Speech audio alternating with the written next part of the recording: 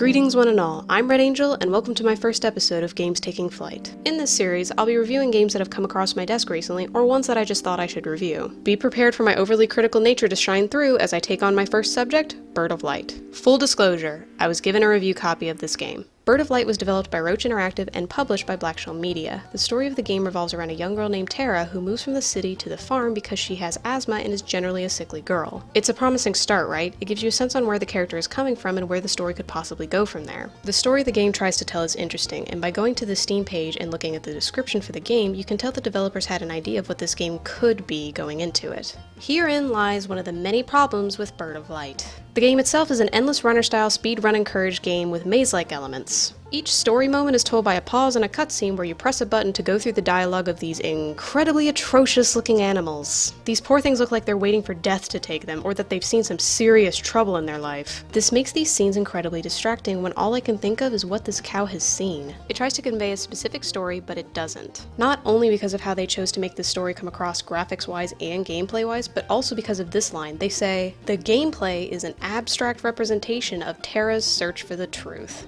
It isn't portrayed when the animals are talking amongst themselves or when they're talking to Tara. It also isn't touched on in the gameplay because by this strain of logic, being in a maze, finding the key, and then finding the exit means that the mazes on the back of cereal boxes are an abstract representation of my search for the truth. I know there will be people saying, well, you just don't understand the true meaning of it. Trust me, I get what they were trying to make come across in this stilted, awkwardly placed dialogue, but it never gets fleshed out in any way that makes it meaningful. As someone who is a fan of quirky indie games that have an abstract meaning in them, like Immortal Defense or Antichamber, it just falls flat. There's a difference than being abstract and being obtuse. Bird of Light, unfortunately, leans more into the obtuse category. Allow me to dig my talons into the gameplay. The objective of the game is to either run through the level as fast as possible after getting the key, gathering up all the blue eggs in addition to the key to finish the level, or gathering all the blue eggs and the key in a certain amount of time. Instead of putting in another unique objective, they just added another speedrunning one, which is fine in theory. If you're into speedrunning and that's your primary focus for a game, you'll like this aspect of it. If you want more variety than that, then you'll be disappointed. There are variations in each maze like flight and portals, but it's not enough to break up the monotonous nature of it. That said, the speedrunning aspects of Bird of Light is easily the best part since it provides a modicum amount of challenge. It also has a leaderboard system that allows you to test your skills against people all around the world.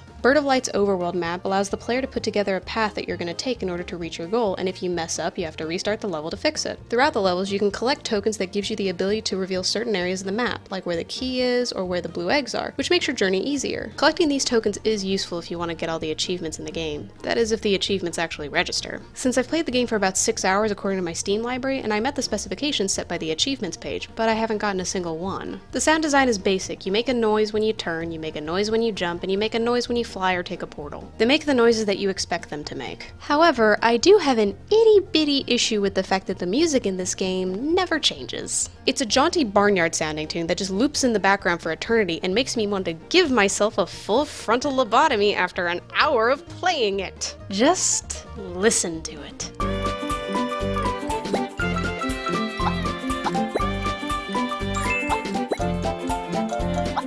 I had to listen to that for 6 hours. Help me. Anyways, when controlling Tara, you navigate through a maze, turning left and right, jumping, and so on and so forth. The camera is dizzying at times, and if you're watching this right now with motion sickness, you're not alone. I had to lie down after playing this game because of how the camera would suddenly swing behind you too fast. Don't you worry though, Bird of Light helpfully tells you that if you're feeling this way, pause the game. As if pausing the game is some sort of nuanced thing that we've never thought of doing ourselves. How about this? If you know that your game causes this problem, and you know that it is in fact an issue, you fix it, rather than saying, go pause the game. For those of you who were born in the United States, or who have been to the pediatrician's office in the United States, you may be familiar with a magazine called Highlights for Children, which tends to have various puzzles like mazes for kids to solve. The mazes in Bird of Light are on par with that. They require simple problem-solving skills to get through them, and require some trial and error. If you don't gather the tokens and reveal the location of everything on every map, which makes this a decent game for kids at the low price of $4.99, right? It's not like the controls are incredibly finicky or anything, are they? Oh wait, yes they are. Bird of Light's final nail in the coffin that I built for it are the controls and the countless clipping issues.